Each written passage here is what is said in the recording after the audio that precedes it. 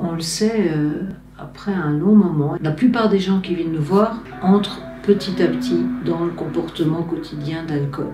Et souvent, ça a commencé par un peu d'alcool festif dans les fêtes. Les gens ont remarqué que quand ils commençaient à boire, il fallait qu'ils aillent jusqu'au bout, jusqu'à être... voilà. Et puis après, les gens s'aperçoivent que ça devient de plus en plus souvent, ou même qu'on se cherche une fête pour pouvoir boire.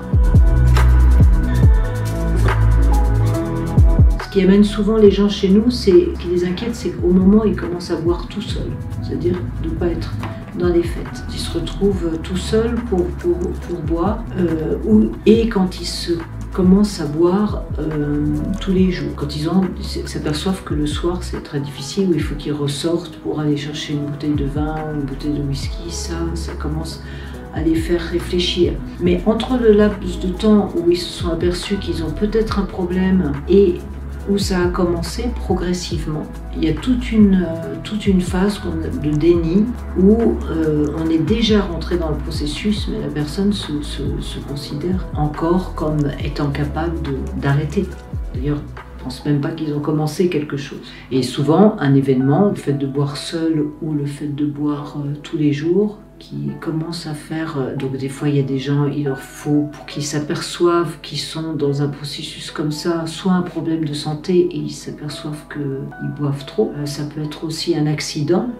Des gens viennent nous voir parce qu'ils ont eu un accident, ils prennent conscience qu'ils auraient pu perdre la vie ou faire perdre la vie de leur conjoint parce qu'ils avaient trop bu. Toujours un événement, une des questions, c'est qu'est-ce qui fait prendre conscience aux gens qu'ils ont un problème avec l'alcool. Et ça, c'est pas évident. Il faut qu'il y ait soit un événement extérieur, soit une prise de conscience intérieure, mais qui peut des fois mettre 10 ans, 20 ans avant d'être prise.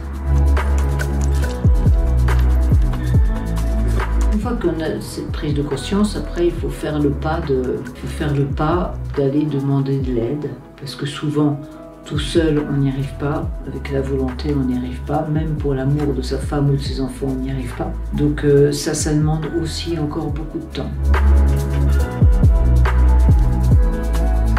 En fait, intérieurement, on a envie d'arrêter, mais aussi on a peur d'arrêter. Parce que c'est devenu une sorte d'amis ou une sorte de compagnie ou une sorte de ressource. On a l'impression qu'on ne va pas pouvoir assumer la vie ou faire les choses aussi bien sans alcool ou avec alcool.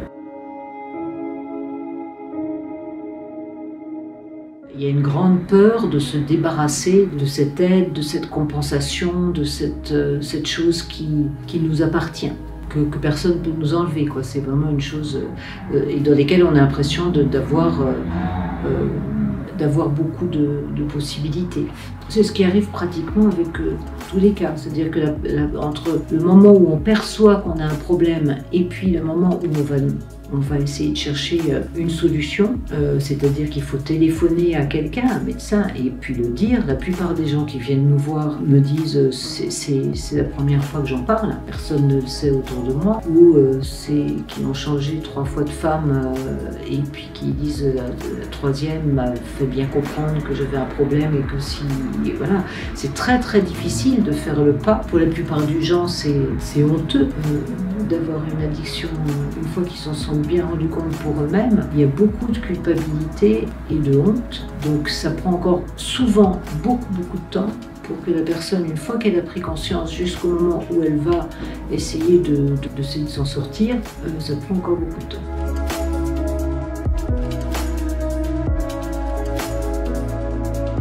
Dans une société où il n'y a encore pas assez de solutions, où il y en a pratiquement. Soit on va faire une cure, soit on va voir un addictologue, soit on va chez les alcooliques anonymes, soit on a affaire aux thérapies alternatives.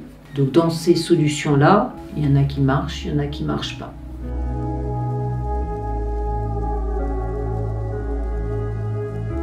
Ça, c'est très très différent de chaque cas. La personne vit, il y a des composantes qui sont un petit peu communes, mais souvent, ce qui gêne le plus ces personnes, c'est le côté obsessionnel. Soit la personne boit depuis le matin jusqu'au soir, soit la personne y pense toute la journée et attend le moment en fin de journée. La plupart des gens que je reçois, il y a 1 heure de la journée où ils se mettent à boire et après c'est enclenché. En général, même si c'est pas toute la journée, c'est l'obsession, le fait qu'il y ait une dépendance à quelque chose, le fait qu'ils soient obligés d'avoir de l'alcool, soit dans leur bureau, soit à la maison, soit de passer au café, le fait que ce soit une dépendance et une obsession, le fait qu'ils ne puissent pas entrer en contact avec les autres, qu'ils se sentent mieux avec l'alcool que sans alcool par exemple.